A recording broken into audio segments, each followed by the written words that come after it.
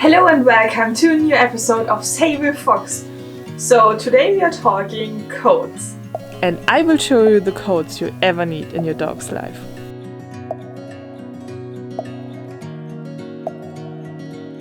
When I got Ollie 5-6 years ago, close to 6 years ago now, I was pretty against coats. I was pretty sure that was just made up by the pet industry just to make more money, and dogs don't need coats, they have fur.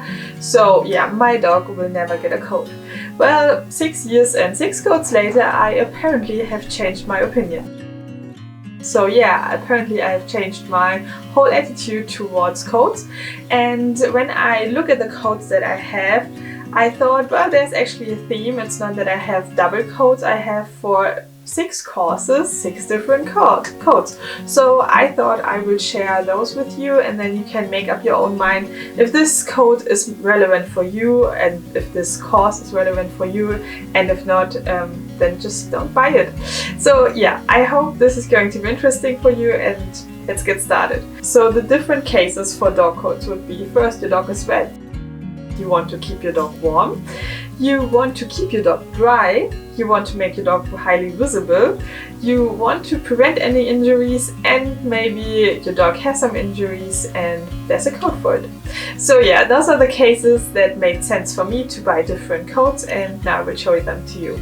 So the first coat that I actually bought was this bathrobe, because Ollie is constantly wet and she has this tendency to shake inside the apartment, not outside, no matter if it's from the rain or from water or from getting showered. So I really like her, but I like the apartment to be fairly clean, so that's why I bought this bathrobe. So that prevents a little bit the whole shaking, and besides of shaking inside the apartment, she really likes to rub her wet self around the couch.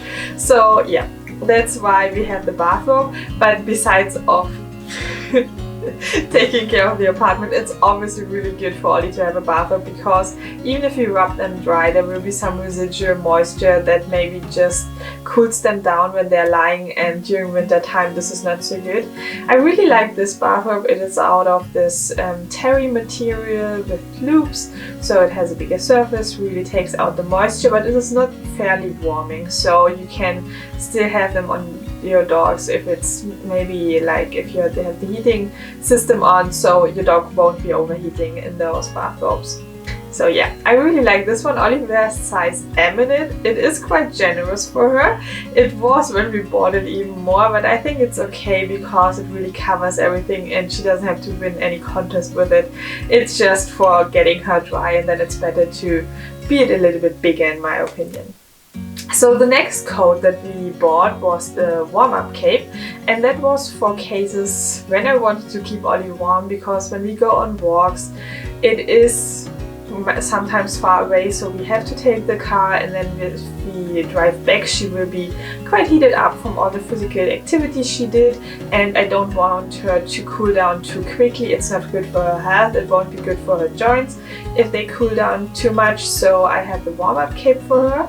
For those cases, another case would be if we go on dummy training sessions, and I know there are a lot of people who are gonna train, so the breaks in between will be longer, so that the warm-up before the next exercise won't be as long.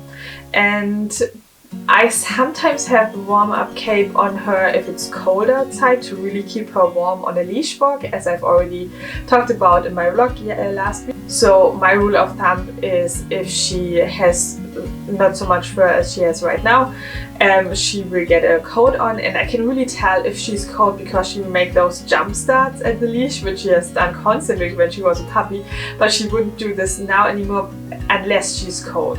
So in those cases I put a coat on and she relaxes at the same time, and it's just perfect.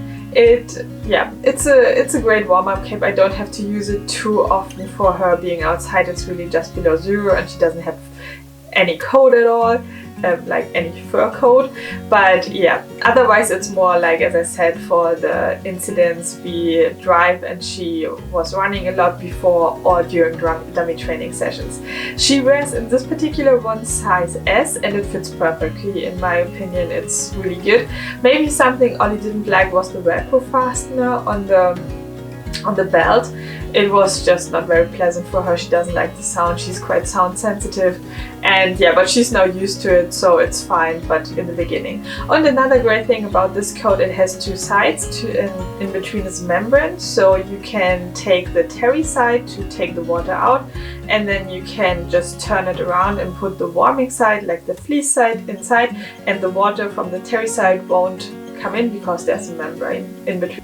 So then the next coat that we got was the Herder Torrent raincoat, because we moved to the rainiest area in Sweden, and this is quite nice. I really like the fit. The membrane is great. It's really water resistant, and you have to wash it every now and then so the membrane doesn't get clogged, because it gets dirty and that's not so good for the water resistancy. So yeah, maybe just wash it every now and then. And as I said, I really like the fit on Ollie. I think she looks very sporty in it, and I don't think that dogs have to be protected from the rain.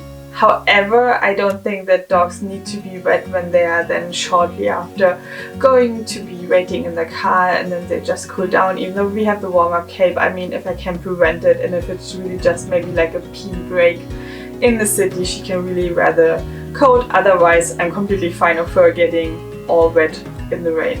So yeah, and she's getting quite often wet in the rain because, as I said, we are living in the rainiest city of Sweden.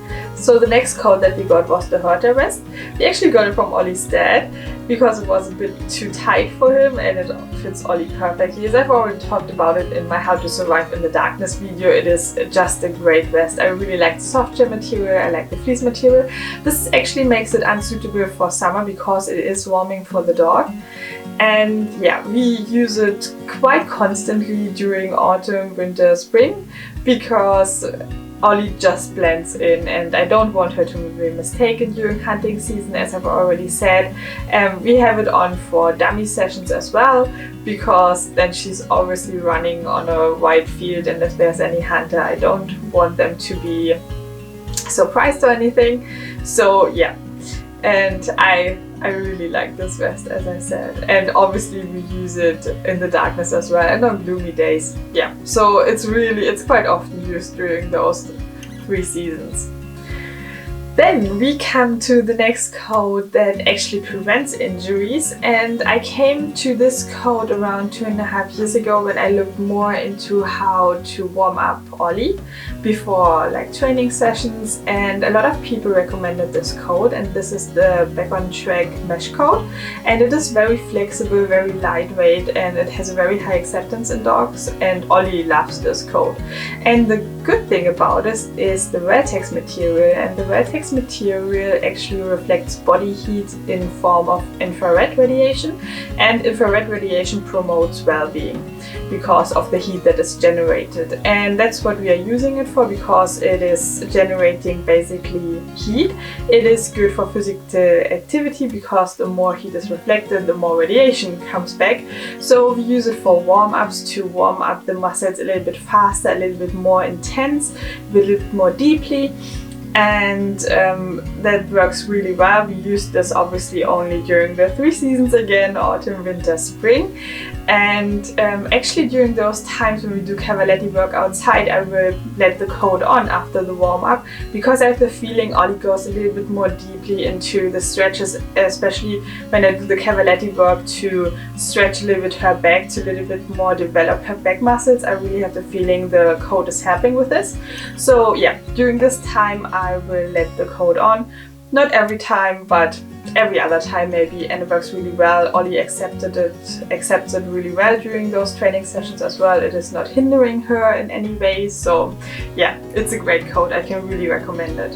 And Ollie wears size 49 in it. And so the last coat is to recover from injuries, and I'm really trying to be very protective with Ollie, but she has always had a tense spot on her back, and we quite often go to see the osteopath, and it's helping her a lot. But in between I want to give her like a deeper treatment when I have the feeling maybe it's getting worse. And so when I have the feeling the spot is getting worse, I try to give her a deeper treatment, and this consists of a massage, which she really enjoys, as you can tell. This took some time actually. She didn't like it right away, but right now she's really happy with it.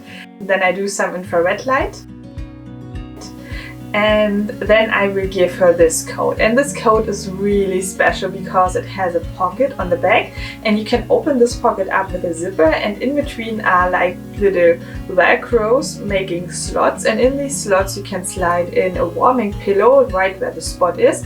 And because they are the velcros, the pillow can't move. And I have a canola seed pillow here. It is really nice, it's pretty soft, and I warm it up in the oven to a nice temperature, and then I put it on the 10 spot where Ollie has it to zip it up, and then she can have a deep sleep, and she really relaxes with this, and I really have the feeling it is helping her spot a lot. So yeah, that is the last coat. I hope we gave you some light in all the coats that are out there, and maybe there are some cases where you think, yeah, maybe I should buy this coat as well for my dog. You don't have to buy the particular coats, but maybe they gave you some inspirations. So yes, I hope you enjoyed this video. Maybe you can tell us what is your favorite coat, how many coats do you actually own for your dogs. I'm really interested. I think 6 is a quite sensible number, but yeah, let me know.